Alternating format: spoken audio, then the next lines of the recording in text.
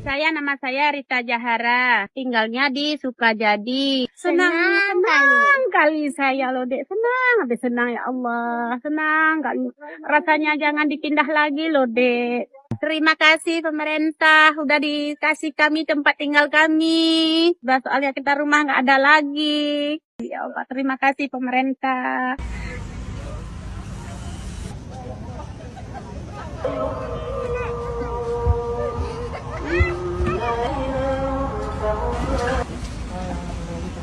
Saya Dr. Mustaqim, MKes SPDLP, Kepala Dinas Kesehatan Kabupaten Aceh Tamiang. Di belakang kami, ini ada klinik kesehatan. Tiap hari dan tanpa ada hari libur, baik anak kecil, bayi, sampai dengan lansia, dengan yang penyintas ataupun yang beresiko, termasuk ibu hamil nanti.